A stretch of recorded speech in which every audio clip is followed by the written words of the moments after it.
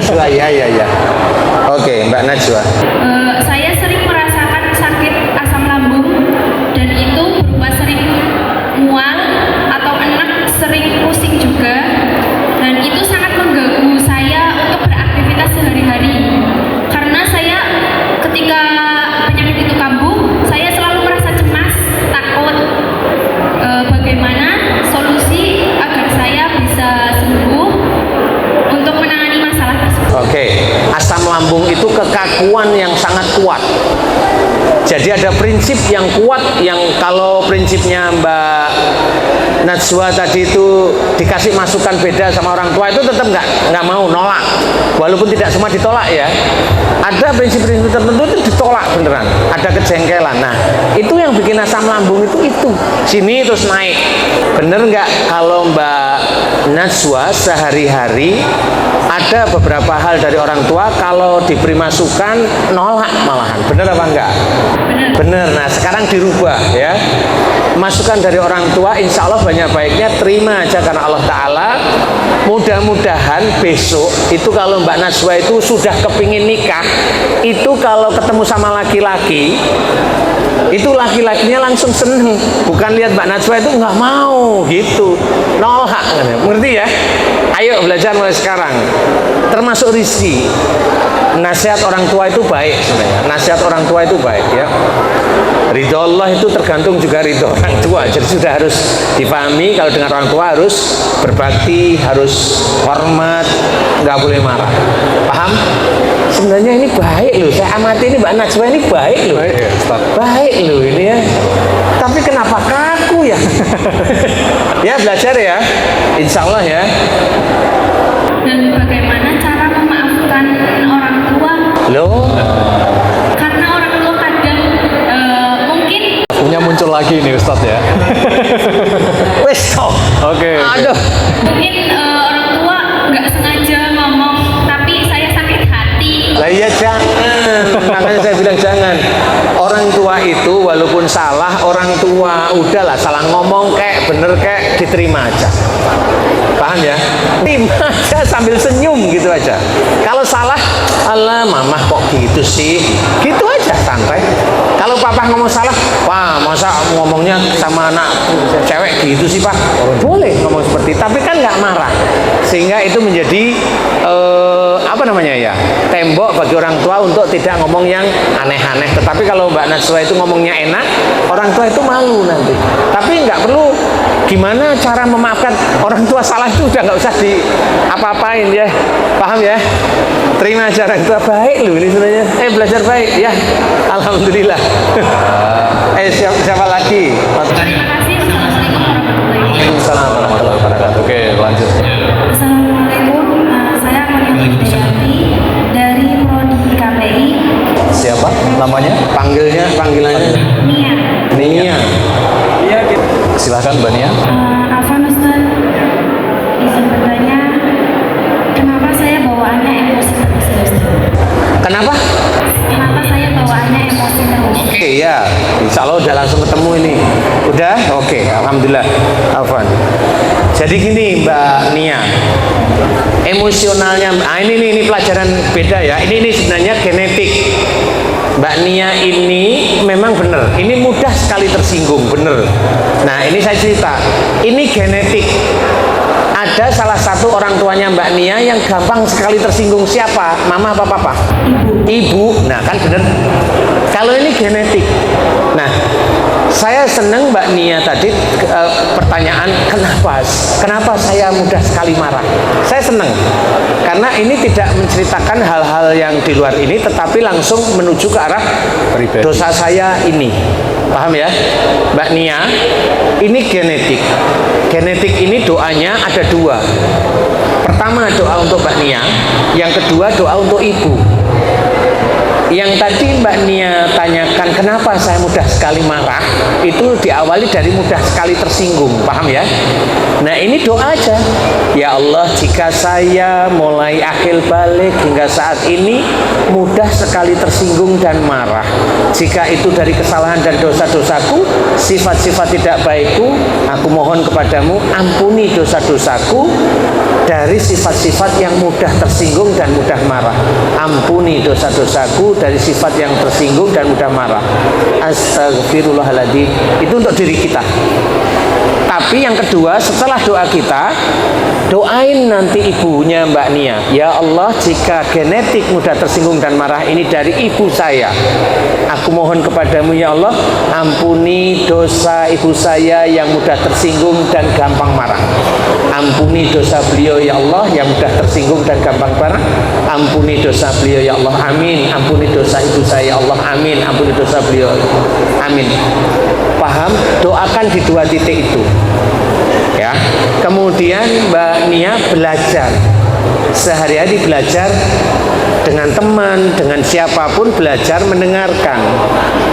Nanti sekitar 2 bulanan ada unsur mudah tersinggung nggak di telinga atau di hati. Kalau di antara 2 bulan, 1 bulan, 2 bulan itu sudah, kok saya sekarang nggak mudah tersinggung, berarti doa Mbak Nia insya Allah dikabulkan Allah. Paham? Dan itu lanjutkan. Karena apa? Karena Mbak Nia itu kan hidupnya nggak titik itu terus berhenti kan, nggak, masih ada nanti punya suami, punya anak, punya mertua, punya ini, punya itu, paham ya? Dan lanjutkan doa untuk agar Mbak Nia yang gampang marah itu agar diampuni oleh Allah Ta'ala. Titik itu aja. Nanti Allah yang akan menyelesaikan sendiri. Sehingga nanti Mbak Nia dalam banyak kesempatan itu hanya bisa tersenyum. Yang biasanya kan susah senyum. Maunya nyepaprut, kalau orang Jawa itu bilang nyepaprut, manyun gitu. Nah, manyun itu terus. nanti enggak, pasti senyum. Jadi ada orang ngomong itu senyum. Senyum, insya Allah. Paham ya? Belajar mau? Syukran jazil. Alhamdulillah, hafan. Silakan. Selanjutnya. Perkenalkan, nama saya Wisnu Mahendra Ramadhani. Panggilannya Wisnu. Saya mahasiswa dari program studi tasawuf dan psikoterapi. Jadi pengalaman saya tahun 2019 saya pernah kesurupan. Itu kesurupan hampir 1 minggu. Itu kesurupannya itu udah badanku sini, ini itu pundak itu semua, sama badannya itu panas semua Pak. Itu hampir juga mau bunuh diri Pak.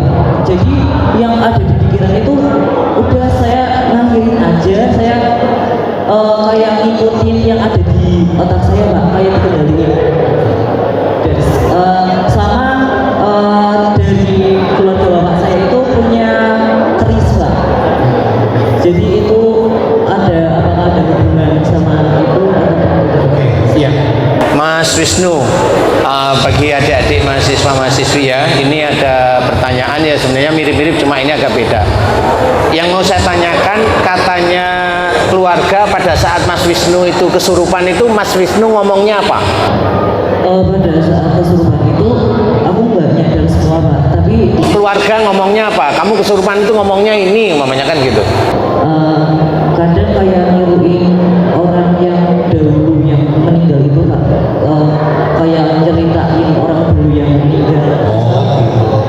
Saya gitu. Insya Allah paham. Oke. Jadi gini, Mas Wisnu ini mau terjadi skizofrenia, tetapi tidak masuk ke wilayah skizofrenia, tapi masuk ke wilayah kesurupan. Kayaknya Mas Wisnu sama seperti teman-teman yang lain. Teman-teman yang lain yang mana? Yang disuruh di sini bunuh diri. Paham ya? Kasusnya mirip. Kasusnya adalah Mas Wisnu barangkali pernah atau merasa hidupnya nggak berguna. Entah disendiriin, entah merasa dibedakan antara kakak adik dengan Mas Wisnu, entah di sini dengan orang tua, sehingga Mas Wisnu itu seperti, kok saya kayaknya itu bukan anak yang ini. Nah, akhirnya punya pikiran yang nggak berguna sepertinya. Paham? Dan itu difikirkan terus. Nah, kasusnya Mas Wisnu sama seperti yang lain-lain. Mas Wisnu tipikalnya itu seneng menyendiri, paham ya? Seneng menyendiri daripada rame. Kalau rame itu banyak diem malahan. Nah, kalau menyendiri enak kayaknya. Nah, di titik itulah pada saat Mas Wisnu itu memikirkan Mas Wisnu itu seperti disingkirkan, seperti dibedakan, terus merasa kayak masa depannya nggak ada, merasa ini mulai ada pikiran kok kayaknya saya hidup ini nggak ada gunanya ya. Nah, di titik itu bisa aja Mas Wisnu itu mikirin itu maghrib atau tengah malam, disitulah jin ini masuk. Ini jin masuk ke tubuh. Nah, bentukannya bukan skizo di sini, tetapi kesurupan seperti menceritakan tentang orang-orang yang mati. Kesurupannya ini masuk ke tubuh. Paham? Nah, ini bisa aja Mas Wisnu di tubuhnya ada ilmu, biasanya ada ilmu dari orang tua sebelumnya, ngerti? Nah, ini harus dilepas. Jadi ini ada dua doa, yang satu doa untuk melepas ilmu, yang satu doa yang kesurupan untuk bunuh diri. Bunuh dirinya kenapa ini yang merasa nggak berguna gimana? Coba saya mau tanya, merasa gimana? Jadi kayak gini Pak, kalau melihat kayak tembok itu Pak, ada bayangan hitam, terus dia itu mau membunuh saya. Apa? Ada yang mau membunuh saya Pak. Mau membunuh? Tapi saya juga mau ikut sana Pak. Mau ikut ke sana? Kayak udah tarik-tarikan. Oke. Sekarang saya tanya, sejak kapan Mas Wisnu itu mulai melihat ada bayangan hitam yang mau bunuh, sejak umur berapa? Tadi sejak saya SMP kelas 7. SMP kelas 7 itu berarti 6 kelas 1 ya? Iya. Kelas 1 SMP. Oke. Sekarang pertanyaan saya, sebelum ada peristiwa itu, ada enggak Mas Wisnu itu seperti disingkirkan oleh keluarga? Ada enggak? Kalau keluarga tidak Pak, tapi kalau dalam jangka pertemanan pernah Dibully bapaknya? dibully. Oke. Dibully di situ merasa hidupnya nggak nyaman, nggak bisa membalas, kayak saya ini kayak bahan ejekan atau bahan seperti itu, Iya Pak. rasa tidak berguna gitu. Iya. Ya sudah, titik itulah sebelumnya, paham?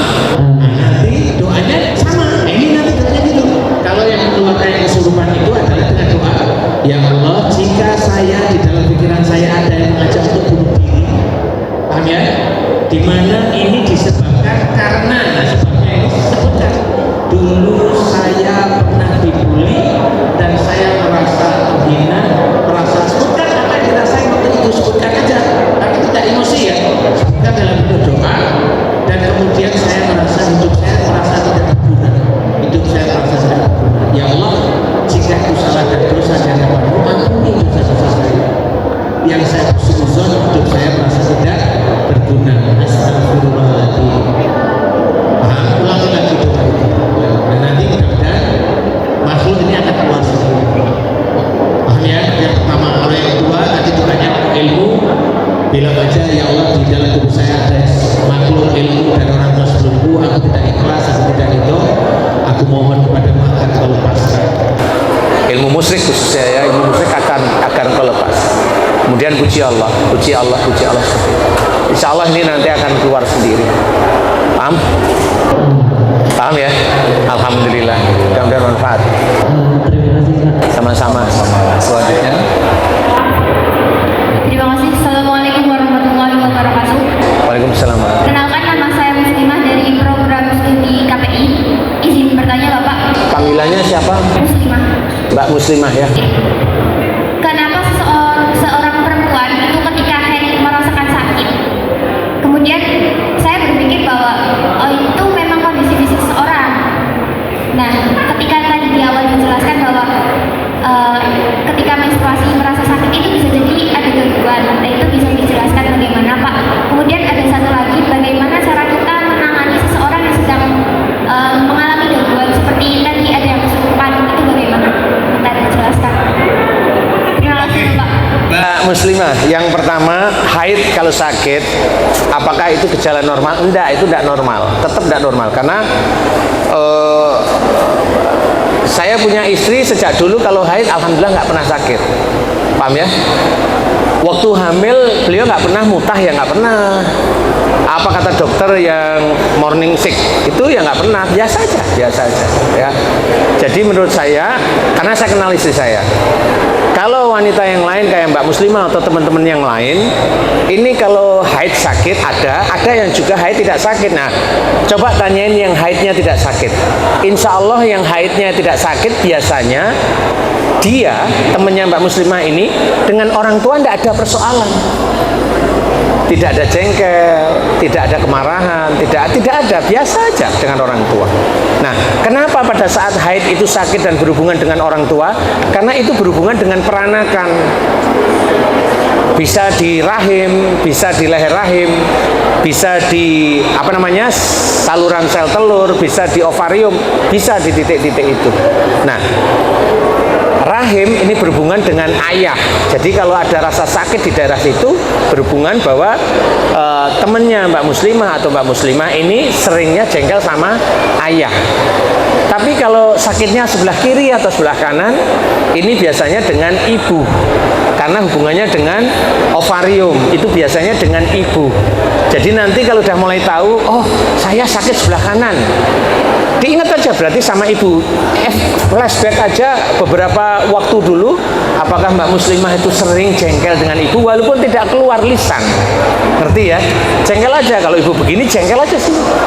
Nah, itu biasanya sakit tapi nggak terlalu parah. Tapi kalau sampai marahnya kuat, disimpan, kemudian sampai keluar kata-kata yang tidak pas, sakitnya akan seperti yang guling-guling ya. Kalau orang Jawa bilang guling-guling, itu dia itu emosionalnya kuat.